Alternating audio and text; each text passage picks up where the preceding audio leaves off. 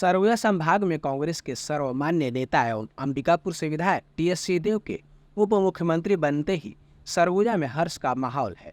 TS Singhdeo के उप मुख्यमंत्री बनने के बाद पहली बार सरगुजा आने पर सरगुजा कोरबा बॉर्डर से लेकर अंबिकापुर तक तारा उदयपुर लखनपुर सहित कई स्थानों पर जमकर स्वागत हुआ। कांग्रेसी कार्यकर्ताओं पदाधिकारियों आम सरगुजिया की भीड़ देर रात तक सिंहदेव के स्वागत के लिए अंबिकापुर बिलासपुर मार्ग पर फूलमाला एवं आतिशबाजी व पटाखे लेकर तैयार दिखे। टीएस सिंहदेव के उप मुख्यमंत्री बनते ही मानो पैलेस खेमा के सरगुजिया कांग्रेसी कार्यकर्ताओं में एक नई ऊर्जा का संचार हुआ है। अंबिकापुर पहुंचने पर जगह जगह सिंहदेव का स्वागत हुआ। सिंहदेव इस दौरान देर रात कांग्रेस कार्यालय राजीव भवन पहुंचे, जहां उनका स्वागत हुआ।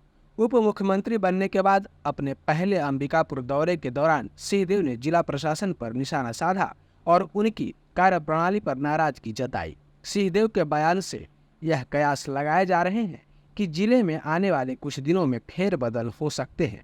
प्रशासन को लेकर सिंहदेव ने क्या कहा, सुनिए। संतुष्ट नहीं हूँ, जिस प्रकार की व्यवस्था है मैं बिल्कुल संतुष्ट नहीं हूँ और प्रयास रहेगा कि जनोन्मुखी प्रशासन होना चाहिए। प्रशासन मेरे लिए, किसी के लिए, सत्ता पक्ष के लिए उनसे डायरेक्शन लीजिए, वो बात की बात है, वो एक अलग बात है, लेकिन प्रशासन जनोन्मुखी होना चाहिए और लोगों को लगना चाहिए, कांग्रेस के कार्यकर्ताओं को लगना चाहिए कि हाँ, हम अपनी सरकार में काम करने के लिए लोगों के हम आगे आना चाह रहे हैं। राजीव भवन कांग्रेस कार्यालय में सिंहदेव ने विभिन्न विषयों पर मीडिया से बात की। आगामी चुनाव से लेकर कार्यकर्ताओं एवं आमजनों की अपेक्षा, उनकी स्थिति, पार्टी आलाकमान को धन्यवाद सहित कई विषयों पर उन्होंने बात की। सबसे पहले मैं खड़गे जी का, आदरणीय खड़गे जी का, आदरणीय सोनिया जी का, आदरणीय राहुल जी का, आदरणीय प्रियंका जी का, सम्माननीय वेणुगोपाल जी का, सम्माननीय शैलजा जी का, भाई भूपेश बघेल का, भाई मोहन मरकाम का गहरा आभार व्यक्त करना चाहूँगा कि उन्होंने छत्तीसगढ़ में पहली बार एक उप मुख्यमंत्री की मनोनयन की प्रक्रिया को इमली जामा पहनाया। खुशी इस बात की है कि यहाँ लोग खुश दिख रहे हैं और मैं समझता हूँ कि वही मकसद होता है कि लोगों का मन अगर भरे, को ऊर्जा हो, काम करने की शक्ति उनमें मिले, तो वो चुनाव के समय आपने पूछा 4 महीने पहले, 5 महीने पहले ये मनोनयन हुआ है, तो उसका मकसद वही है। कुछ तो उसके पहले भी कर रहे थे, एक सामान्य विधायक थे तो भी संतोष कर रहे थे, विपक्ष में कर रहे थे तो भी संतोष कर रहे थे। जब लोग सरगुजा में साइकिल वितरण नहीं करने दिया करते थे अपने विधायक को, अपने प्रतिनिधि को, तो भी संतोष किया करते थे। जब चुनाव के पहले रमन सिंह की सरकार ने 307 का प्रकरण मेरे ऊपर दर्ज किया था, तो भी संतोष कर रहे थे। आज छत्तीसगढ़ के नागरिकों ने, मतदाताओं ने एक बड़ा बहुमत दिया, जन घोषणा पत्र बना, प्रदेश कांग्रेस के अध्यक्ष के रूप में भूपेश भाई थे, हम लोगों ने मिलकर काम किया, एक वातावरण बना, सरकार जीती, अप्रत्याशित संख्या, तो भी संतोष था। मंत्रिमंडल का सदस्य बनाया गया, उस बात का भी संतोष था। और आज अगर उप मुख्यमंत्री के रूप में एक पहचान हमारे वरिष्ठतम नेताओं ने दी है, उस बात का भी संतोष बनाया गया है। मुझे लगता है कि 90 विधानसभा में काम करने के लिए छत्तीसगढ़ का उप मुख्यमंत्री बनाया गया, नहीं तो सरगुजा संभाग का उप मुख्यमंत्री बनाया जाता। अगर उप मुख्यमंत्री के रूप में जिम्मेदारी दी है, तो जो हमारे मंत्रिमंडल की टीम थी, 13 ही मंत्री छत्तीसगढ़ में हो सकते हैं, हम 12 मंत्री थे, एक हमारे मुख्यमंत्री थे, तो हम प्लेयर थे, हमारे कप्तान थे। अब एक उप कप्तान को बनाया है, तो किसी संभाग के लिए, किसी क्षेत्र के लिए मुझे नहीं लगता है कि ऐसे जिम्मेदारी को दिया जा सकता हो। ये पूरे प्रदेश में मिलजुल के हम काम कर सकें, एक ऐसा वातावरण बनाएं कि कांग्रेस का ये जो परिवार है, पिछले चुनाव के पहले भी हम जिस तरह से एक थे, लोगों ने या तो प्रयास किया होगा या जाने अनजाने कोई माहौल ऐसा बना होगा कि कहीं खटपट है या कोई दूरियां हैं, ये सारी चीज़ें उससे दूर हो सके। वैसा दूषित वातावरण जो धूमिल कर रहा था परिस्थिति को, वो स्पष्ट हो सके। संभव है कि ऐसी मंशा से हाईकमान ने ये जवाबदारी दी।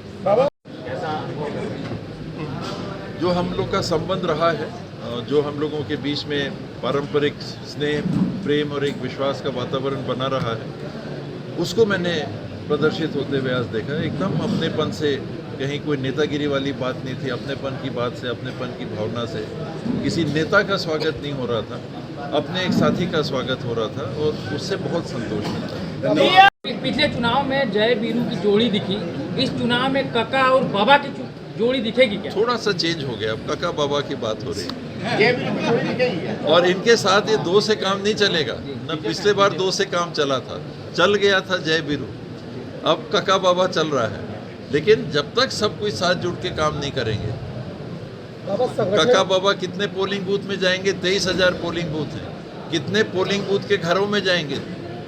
एक पोलिंग बूथ में 200 घर अगर होंगे तो 20,000, 23,000 पोलिंग बूथ में कितने घर हैं? काका बाबा के बस का नहीं है अकेले।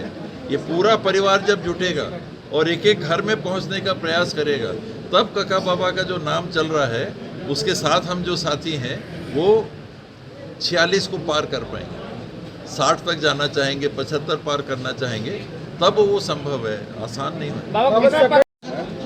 प्रयास का रहेगा, लोगों में भरोसा जगाने का रहेगा, विश्वास को पुनर्जीवित करने का रहेगा। सरकार ने काम किए हैं पिछले 5 साल में, इसमें कोई दो बात नहीं है। कोई कितना कह ले 60 साल में कांग्रेस ने कुछ नहीं किया, 60 साल में कांग्रेस ने कुछ नहीं किया। कौवा कान ले गया, हम कौवा को देख रहे हैं, कान नहीं टटोल रहे हैं। कांग्रेस ने कुछ नहीं किया, कांग्रेस के शासन में कुछ नहीं हुआ। अभी भी वही बात आती है, कोई काम नहीं हुआ, विकास नहीं हुआ। हम यहाँ नहीं देखते, हम उधर देख रहे हैं। तो जो काम किए हैं उसके आधार पे, जो काम नहीं कर पाए हैं उसको बात को भी लेके हम जाएंगे कि प्रयास हमने किया, ये काम नहीं हो पाए हैं और आप भरोसा रखिए आने वाले समय में उनको भी किया। संगठन के बाद विपक्ष हमलावर है,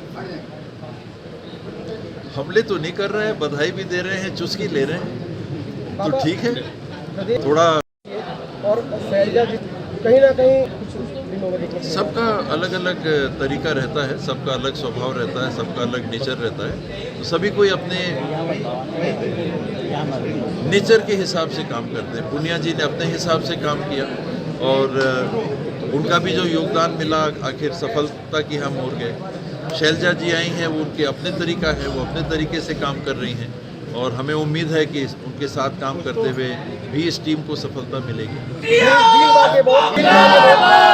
मिलने से ये दिल मांगे मोर, आप हमेशा कहते थे, ये दिल मांगे मोर। हमेशा अगर दिल मांगे मोड़ नहीं होगा तो ठहराव आ जाएगा, काई जम जाएगी। सरकार बनेगी बोल रहे थे में भी थे और जो समीक्षा बैठक हुई उसमें भी जो चर्चाएं हुई और मीडिया के साथियों से भी मुलाकात हुई, उसमें एक बात सबने कही कि राष्ट्रीय स्तर पे भी मीडिया लगभग एक आवाज़ में, कुछ अलग बातें भी आती हैं, लगभग एक आवाज़ में ये कह रहा है कि छत्तीसगढ़ में कांग्रेस की सरकार रिपीट हो रही है।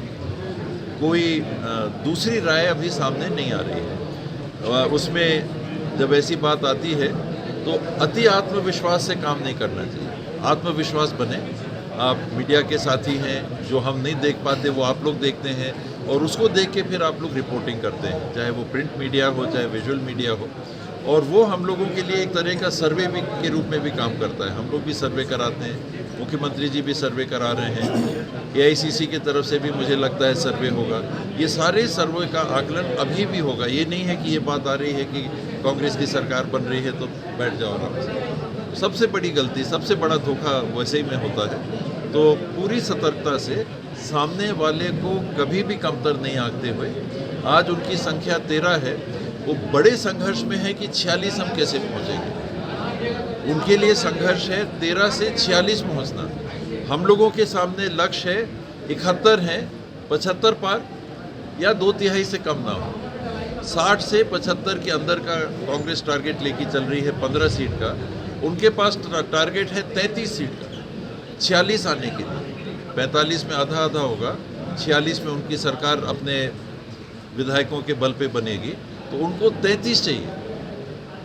जो साथ पिछले बार नागरिकों का, जनता का मिला था, और जिस तरह से जो काम हुए, हिंदुस्तान में कहीं भी 2600 रुपये से ऊपर धान की खरीदी नहीं हो रही।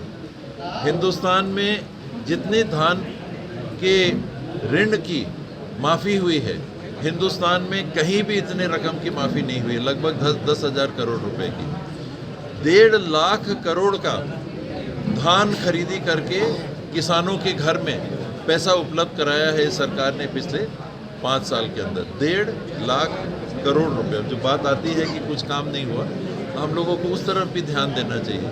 कम से कम 5,000 करोड़ से ज़्यादा बिजली बिल हाफ में नागरिकों के पास खर्चा उनके पास छोड़ दिया गया कि आप बिजली बिल ना पटाओ। 5,000 करोड़ छोटी रकमें नहीं है। सबको पीडीएस मिल रहा है। 38 लाख परिवारों को 1 रुपये किलो में चावल मिलता था, आज 60 लाख से ऊपर है। 60 लाख परिवार 1 रुपये किलो में राशन पा रहे हैं। मुझे नहीं लगता है कि हिंदुस्तान में कोई दूसरा राज्य है जहां यूनिवर्सल पीडीएस लागू हो। तो ये राज्य है छत्तीसगढ़ का, शायद तमिलनाडु हो, जिसमें यूनिवर्सल पीडीएस लागू है। आत्मानंद स्कूल जो खुले हैं, मुझे नहीं लगता है इस पैमाने पे अन्य राज्यों में शासन की तरफ से इंग्लिश मीडियम के स्कूल खुले होंगे जो लोग स्वागत कर रहे हैं। और बहुत सारी बातें भविष्य में उन्हें कुछ काम मिलेगा, प्रगति आएगी। 3 महीने में तो बहुत उम्मीद नहीं किया जा सकता, क्योंकि एक सप्लीमेंट्री बजट आएगा और वो सप्लीमेंट्री बजट में ही दिखेगा कि क्या है काम। लोग एक वातावरण बना के कोशिश करते हैं ये कहने का कि कुछ नहीं हुआ। मुझे अच्छा नहीं लगता है गिनाना कि ये हुआ।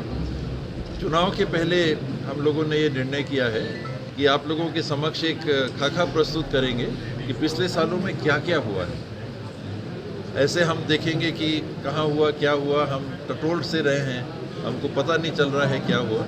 तो वो ठीक है, बहुत काम रहता है जो बचा रहता है, बहुत है करने को बाकी है, लेकिन जो हुआ है उसकी तरफ भी तो हमारा ध्यान जाए। तो मैं ये प्रयास करूँगा एक वाइट पेपर टाइप का कि ये काम सरगुजा में हुए हैं, अंबिकापुर में हुए हैं, आप लोग के सामने उस आंकड़े को प्रस्तुत करेंगे।